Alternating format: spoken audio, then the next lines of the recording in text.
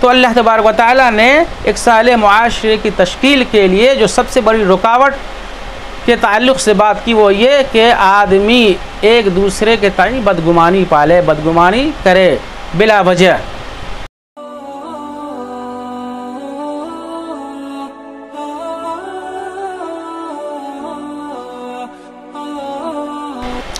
आइए देखते हैं दूसरा सबब, दूसरी वजह क्या है।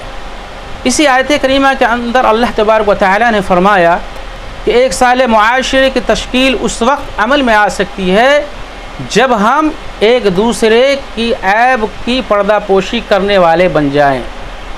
अल्लाह ने फरमाया वला तजस्ससू, कि एक दूसरे की ऐब ना टटोलो, राज ना टटोलो, एक दूसरे की ऐब की पर्दापोशी जिस पे पड़ी हुई है उसे मत कुरे दो।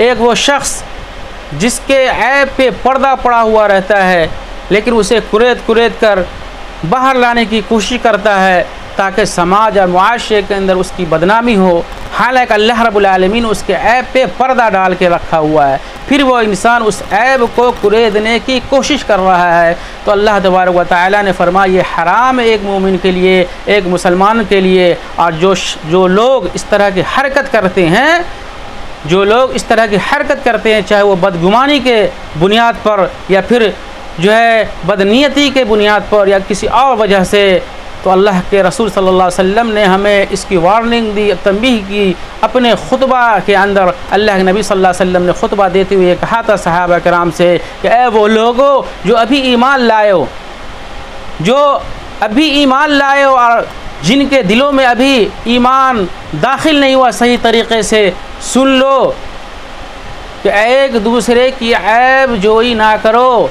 एक वो शख्स जिसके ऐब पे अल्लाह तबारक व तआला ने पर्दा डाल रखा है, उसके ऐब को ना ढूंढो, उसके राज को ना टटोलो, उसके राज को ना टटोलो। और सुन लो, जो शख्स किसी ऐसे शख्स की ऐब तलाश करता है या उसकी खानगी ज़िंदगी में उसके हालात जो पोशीदा हैं या जो मामलात उसके पोशीदा हैं उससे कुरेदने की कोशिश करता है और उसके ऐब के दर पे होता है, तो अल्लाह तबारक व तआला भी उसके ऐब के दर पे हो जाता है। और अल्लाह के नबी सल्लल्लाहु अलैहि वसल्लम ने इरशाद फरमाया, सुन लो, याद रखो, अल्लाह जिसके ऐब के दर पे हो जाता है तो फिर उसे रुसवा करके ही छोड़ता है। तो मेरे भाइयों, आपने देखा कि कितनी ख़तरनाक बीमारी है किसी के ऐब को तलाश करना और किसी के जो है ऐब पे अगर पर्दा पड़ा हुआ है उस पर्दे को चाक करना, उसे कुरेदना और उसके राज को टटोलना, उसके खानगी ज़िंदगी में झांकना, ताकना और उसे उस राज को इफ्शा करना अवाम में, अवाम उन्नास में, ये बड़ी ख़तरनाक बात है। और ये भी एक साले मुआशरे की तश्कील में रुकावट है, इससे भी मुआशरे में बिगाड़ और फसाद पैदा हो सकता है। इसलिए अल्लाह रब्बुल आलमीन ने हमें और आपको इस सब से परहेज़ करने की तरगीब दी। कहा जो लोग इस तरह की हरकत करते हैं वो बहुत बड़ा गुनाह का काम करते हैं और ये बहुत बड़ी अखलाकी गिरावट है, इसलिए हमें और आपको इससे बचना चाहिए। मेरे भाइयों, अब जो है तीसरी चीज़, मेरे भाइयों, ये तजस्सुस, ये राज टटोलना, चाहे वो अफरादी सतह पर हो या इस्लामी हुकूमती सतह पर हो, दोनों सूरत में नाजायज़ है।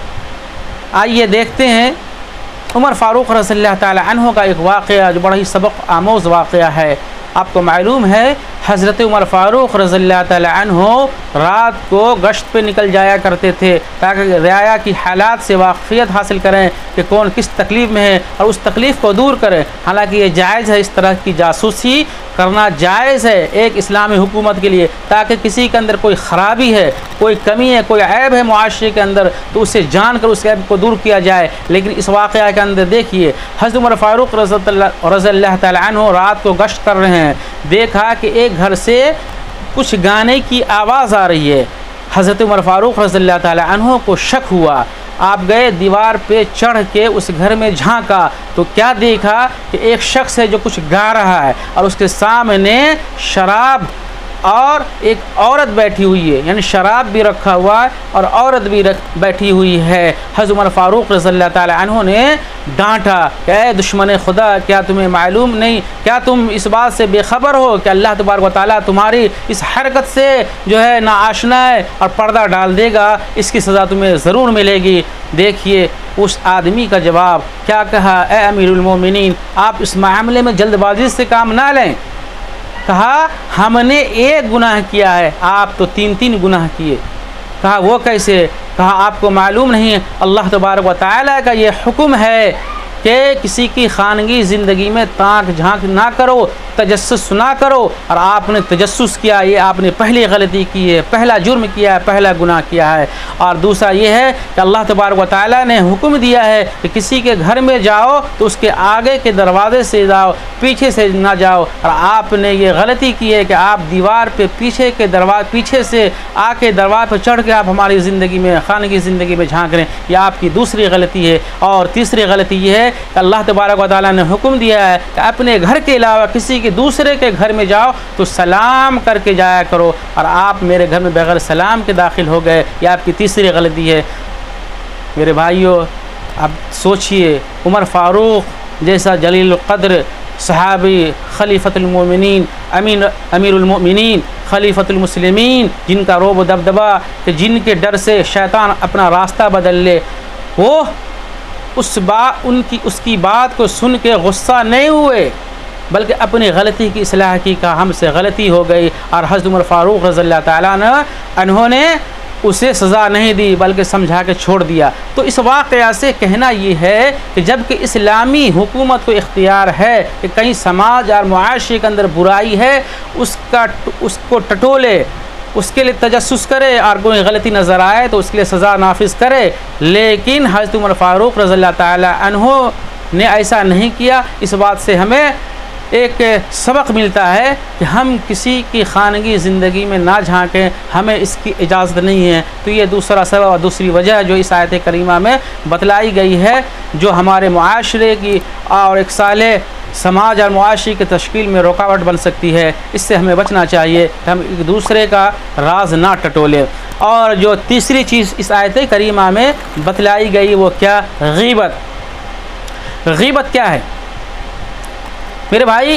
गीबत वो है कि किसी शख्स के ताल्लुक़ से हम ऐसी बात कहें कि अगर वही बात उसके सामने कही जाए तो उसे नागवार गुज़रे, यही गीबत है। और यही गीबत की तारीफ़ अल्लाह के नबी सल्लल्लाहु अलैहि वसल्लम ने इसी तरह से की है, जैसा कि मुस्लिम शरीफ और अबू दाऊद शरीफ के अंदर आता है।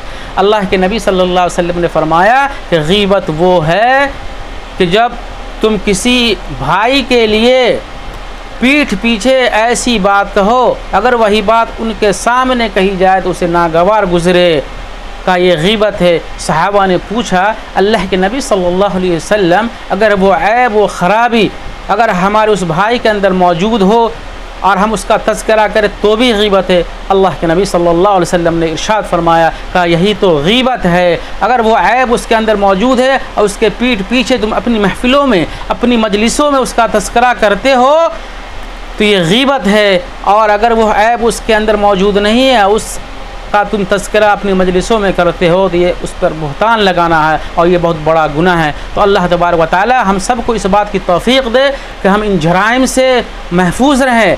ये वो असबाब हैं जो हमारे एक साले मुआशरे की तश्कील में रुकावट बनने वाले हैं। ऐसी चीज़ों से हम परहेज़ करें। और अल्लाह के नबी सल्लल्लाहु अलैहि वसल्लम ने जो ये फार्मूला दिया है कि एक दूसरे की तही महब्बत से काम लें, एक दूसरे को सलाम करें, एक दूसरे के लिए अपने सीने को पाक रखें, हसद ना करें, एक दूसरे का मजाक ना उड़ाएं, एक दूसरे को बुरे लक़ब से ना पुकारें, एक दूसरे के ऐब जोई ना करें, एक दूसरे का राज ना टटोलें और एक दूसरे का मजाक ना उड़ाएं। इन सब बातों को अगर हम ख्याल रखेंगे इंशाअल्लाह हमारा मुआशरा सालेह बनेगा, हमारा मुआशरा बेहतरीन मुआशरा बनेगा, हमारा समाज एक अच्छा समाज बनेगा और समाज के अंदर जो है अमन होगा और जो है बदअमनी नहीं होगी। अल्लाह तबारक व तआला से दुआ है कि अल्लाह तबारक व तआला हमें और आपको इस बात की तौफ़ीक़ दे कि इस आयत करीमा के अंदर जो बातें कही गई हैं हम और आप इस पर अमल करें। अल्लाह तबारक व तआला हम सबको इस बात की तौफ़ीक़ दे। आमीन। सल्लल्लाहु अला नबीना मुहम्मद व मा तौफ़ीक़ी इल्ला बिल्लाह।